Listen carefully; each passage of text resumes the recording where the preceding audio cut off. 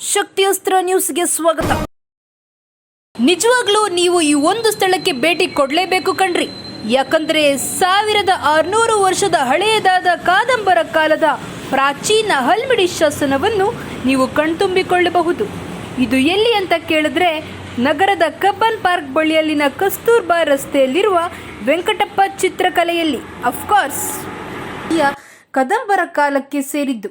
ಇದಕ್ಕೆ ಸಂಬಂಧಿಸಿದಂತಹ ಒಂದು ಅರ್ಥಪೂರ್ಣ ಕಾರ್ಯಕ್ರಮ ಅಂತಾರಾಷ್ಟ್ರೀಯ ವಸ್ತು ಸಂಗ್ರಹಾಲಯ ದಿನಾಚರಣೆ ಎಂದು ಪುರಾತತ್ವ ಸಂಗ್ರಹಾಲಯಗಳ ಮತ್ತು ಪರಂಪರೆ ಇಲಾಖೆ ಬೆಂಗಳೂರು ವತಿಯಿಂದ ನಗರದ ಕಸ್ತೂರ್ಬಾ ರಸ್ತೆಯಲ್ಲಿರುವ ವೆಂಕಟಪ್ಪ ಚಿತ್ರಶಾಲೆಯಲ್ಲಿ ಜರುಗಿತು.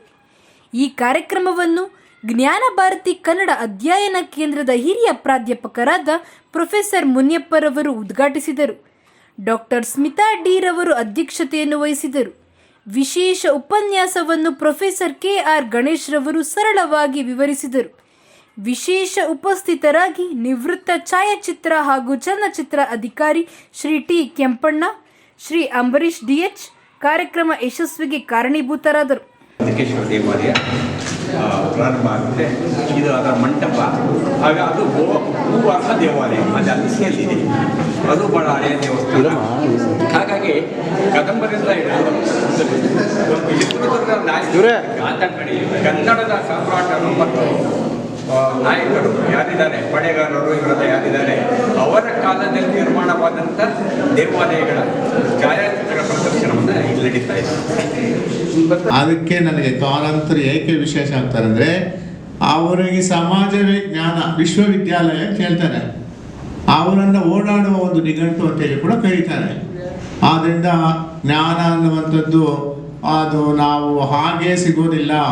ಜ್ಞಾನದ ಜೊತೆಗೆ ಮೌಲ್ಯಗಳು ಇರಬೇಕು. ನಾವು ಅಧ್ಯಯನ ಮಾಡುವಂಥ ಸಾಹಿತ್ಯದಲ್ಲಿ ಪ್ರಾಚೀನ ಸಾಹಿತ್ಯದಿಂದ, ದಾಸ ಸಾಹಿತ್ಯದಿಂದ, ವಚನ ಸಾಹಿತ್ಯದಿಂದ ಆಧುನಿಕ ಸಾಹಿತ್ಯದವರೆಗೆ ಎಲ್ಲ ಘಟ್ಟಗಳಲ್ಲಿ ಹೇಳುವಂಥದ್ದು ಜ್ಞಾನ ಮತ್ತು ಮೌಲ್ಯಗಳು.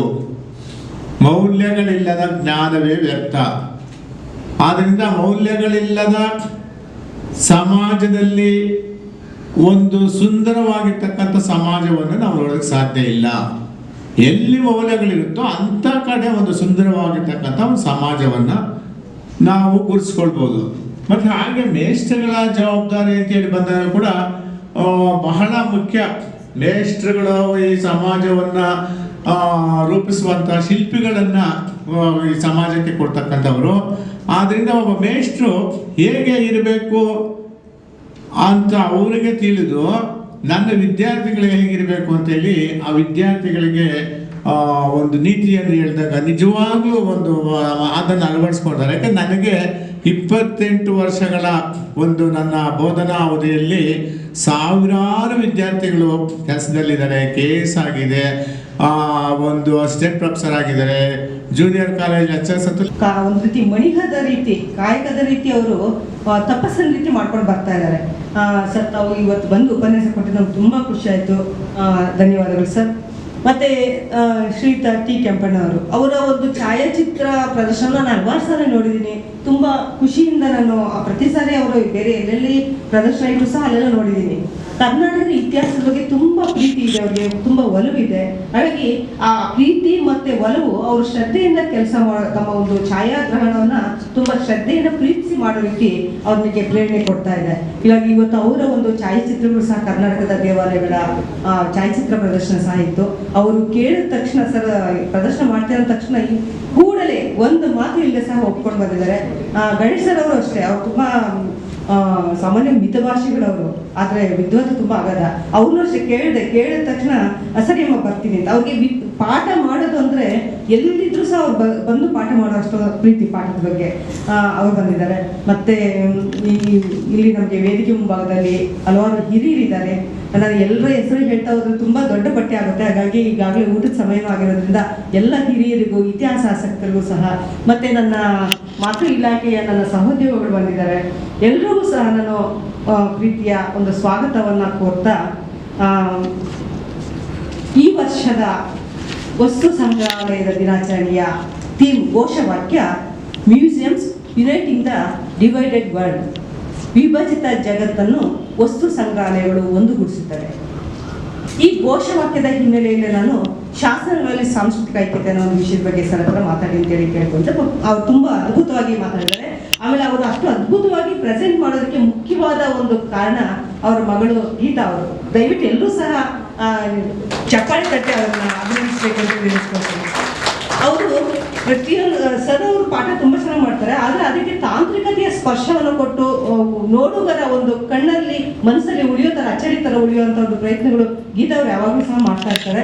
ಅವರು ಲಿಪಿನೂ ಸಹ ಕಂಪ್ಯೂಟರ್ಗೆ ಯಾವ ರೀತಿ ಅಳವಡಿಸಬೇಕು ಅನ್ನೋದ್ರ ಬಗ್ಗೆ ಸಹ ತುಂಬ ಸದಾ ಪ್ರಯೋಗಶೀಲರವರು. ಅಷ್ಟೇ ಅಲ್ಲ, ಶಾಸನದಲ್ಲಿ ಕಾಲಗಣನೆ ಬಗ್ಗೆ ಅವರು ತುಂಬ ಅಧ್ಯಯನ ಮಾಡಿದ್ದಾರೆ. ಅವರು ಶೈಲಾಜ ಮೇಡಮ್ ಬಹುಶಃ ಕೇಳಿರ್ಬೋದು.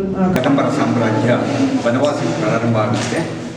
ಅದರ ನಂತರ ಇದು ಈ ದೇವಾಲಯ ಬದುಕೇಶ್ವರ ದೇವಾಲಯ ಪ್ರಾರಂಭ ಆಗುತ್ತೆ.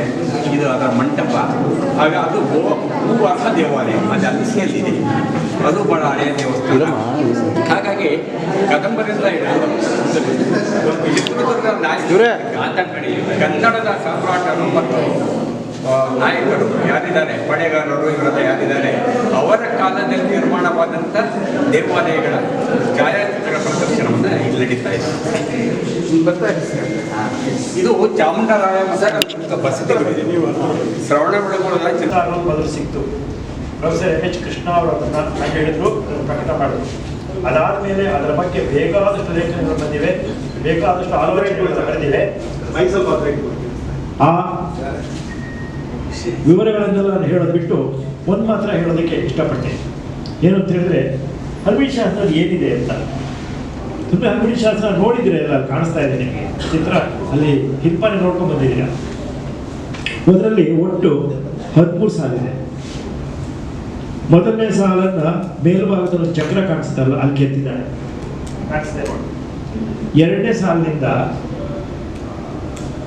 15 ಸಾಲುಗಳನ್ನ ಸುಮಾರು ಮೇಲೆ ಕೆತ್ತಿದ್ದಾರೆ. ಇನ್ನೊಂದು ಸಾಲನ್ನ ಶಾಸನದ ಬಲಭಾಗದಲ್ಲಿ ಕೆತ್ತಿದ್ದಾರೆ, ಅದು ಕಾಣಿಸ್ತಾ ಇದೆ ನಿಮಗೆ ಚಿತ್ರದಲ್ಲಿ. ಇದರಲ್ಲಿ ಆ ಚಕ್ರದ ಸುತ್ತಲೂ ಇರತಕ್ಕಂಥದ್ದು ಒಂದು ಸಂಸ್ಕೃತ ಶ್ಲೋಕ, ಅನುಷ್ಠುಪ್ ಶ್ಲೋಕ.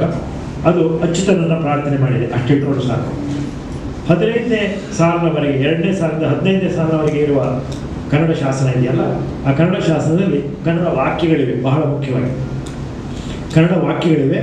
ಮತ್ತು ಆ ಎರಡನೇ ಸಾಲಿನಿಂದ 13ನೇ ಸಾಲಿನವರೆಗೆ ಬರ್ತಕ್ಕಂಥ ಭಾಗ ಇದೆಯಲ್ಲ, ಇದು ಐತಿಹಾಸಿಕವಾಗಿ ತುಂಬ ಚರ್ಚೆಗೆ ಒಳಗಾಗಿರ್ತಕ್ಕಂಥ ಭಾಗ. ಅದರಲ್ಲಿ ನಮಗೆ ಮುಖ್ಯವಾಗಿರೋದೇನು ಅಂತ ಹೇಳಿದ್ರೆ, ಪಶುಪತಿ ಅನ್ನುವನಿದ್ದ. ಆ ಪಶುಪತಿ ಅನ್ನುವನು ಅವನ ಅಪ್ಪಣೆಯಂತೆ ಸರಕ್ಕೆಲ್ಲ ಭಟರಿ ಎನ್ನುವನಿಗೆ ದಾನವಾಗಿ ಬಾಳ್ಗಚ್ಚಾಗಿ ಅಂತ ಹೇಳಿ, ಬಾಳ್ಗಚ್ಚು ಅಂತ ಹೇಳಿ ಕತ್ತಿಯನ್ನು ತೊಳೆದು